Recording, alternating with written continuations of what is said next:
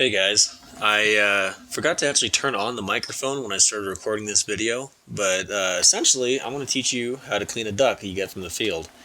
So here we've got a teal duck, and it's pretty much the same with all ducks regardless of what you're ending up doing. Teals are fairly small, so there's not a lot of breast meat, but this is going to be how you field dress or breast out a duck. First thing you're going to do is rip out all the feathers. You want to get everything between the breastbone, well, around the breastbone. You want to make sure that you can have good access with your knife, and it's a lot easier to hold the neck and just rip it away from the beak. And you don't need to worry about getting all of it, just so long as you can actually get to the skin. You can see right here there's some down, and that's about where the breastbone is between my two index fingers right there. Take your knife, and stretching the skin just a little bit helps, and you want just a smooth drag down the line a bit. Try not to get too far into it where you hit the meat. Use your thumbs, kind of peel it apart, and then once you're able to get your fingers under it, you can kind of just take it off like more or less like a latex glove. It's a pretty straightforward process, and so long as you don't use too big of a shot. But you can see right there, there's the bottom of the breastbone. That line down the center of the duck is the breastbone, and that's what you want to end up getting to. So kind of push it out, push the skin all around so you can get good access to it. You can see a little drummy stick right there. I personally like to make sure I get underneath the breasts just a little bit. It makes it easier when you're removing them. So a similar fashion for when you're breasting it out. Kind of pull it with your fingers a little bit, give it a good push with your knife, get down as far as you can, long smooth motions, and follow along the rib cage as close as you can to save as much of the meat as you can. A couple of cuts ought to do it, and then once you get to a point where you can get under it, as my dog sits here and chews on a deer bone at my computer making noise, we get down, and once you get underneath the bone or underneath the meat, just kind of sit there and work it away. And there you go. There's one breast. You have to do the same on the other side too.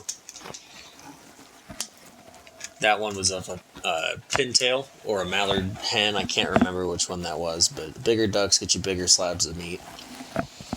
Same thing on the other side. You just want to kind of dig it down along the breastbone, let your knife work away at the ribs, working all the way down underneath the wing.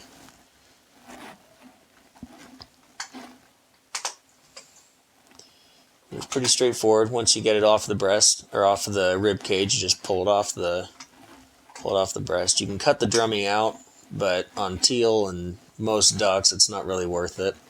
If you're going for minimum waste, definitely grab it, but there's not a whole lot of meat there.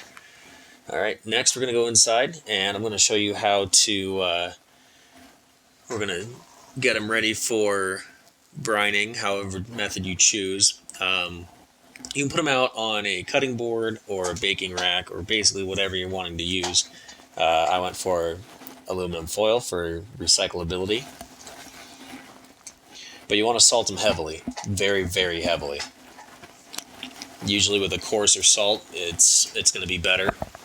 Because what you're essentially going to do is wash your hands with it, which is the best analogy I can use, and I'll show you that in a second here. But make sure that they're coated up heavily with salt.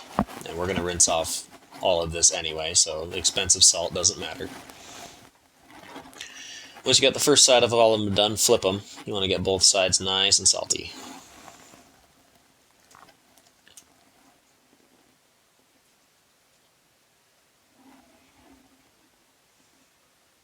You can also prevent this by putting a nice layer of salt down on the tinfoil cutting board or baking sheet, whatever you want to use. You just set the breasts straight on the salt, and then you only got to salt one side of them.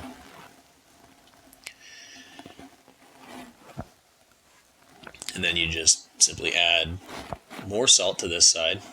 Every single breast doesn't need to be evenly coated, because you're just doing this to kind of help to clean them and get some of the quote-unquote gaminess out of it. A lot of people think that duck has a gamey or a dirt taste to it. But in doing this, you're going to prevent most of that. And I tried to give it a little Salt Bae action, but it didn't work. And so what I was saying about washing your hands with the duck is you want to get your water warm enough that it's not going to burn you, but warm enough that it's not going to freeze your fingertips, but not warm to the point where it starts cooking the duck.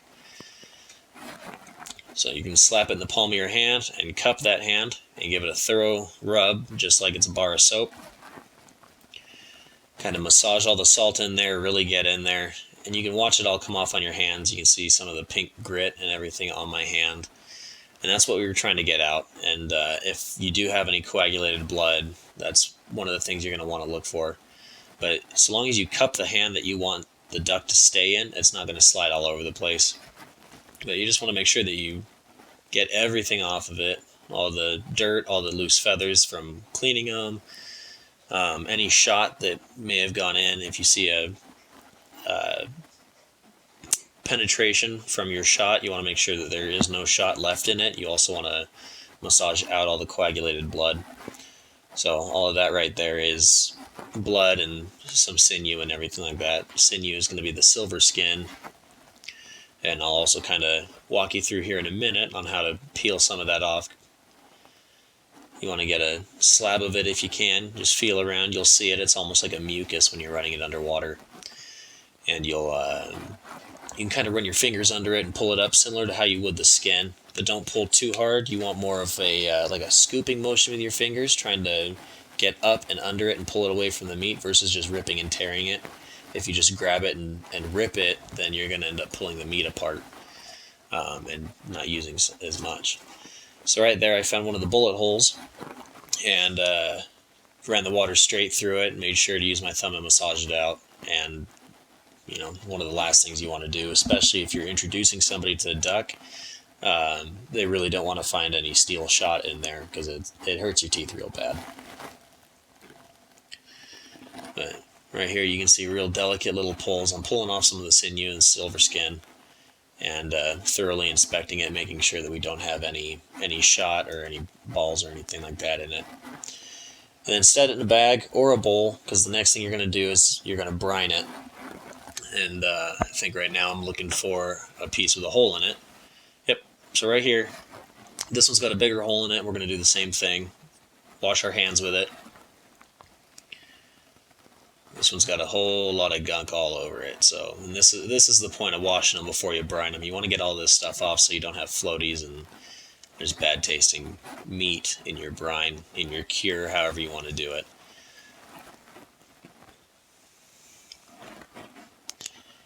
And this one, we also had a lot of coagulated blood. I think that this one was a very brutal shot, unfortunately.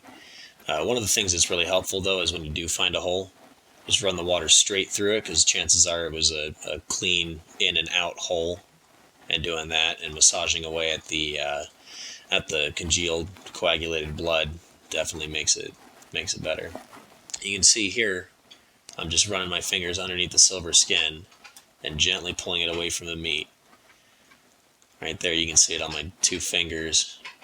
Just very, very carefully getting it away without trying to just rip it off the meat.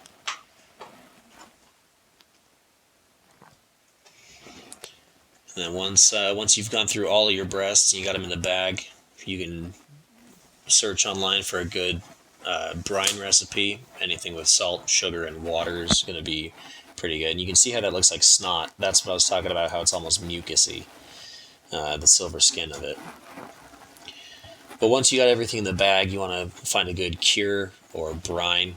The first step is going to be your brine. You're going to leave that anywhere from 12 to 72 hours even, depending on how much you want, how much you want your duck to go through that process. And after that, you want to rinse off your brine, pat it dry, put it in your cure, and then cook it however you like. These particular ducks were going to end up being just breasted out, cooked like steak, and then a lot of it, most of the teals were going to be jerky. So thanks for tuning in, guys. I really appreciate it. Let me know what you think, and any way I can improve other than my microphone rubbing on my collar the whole time. Thank you, guys, and happy hunting.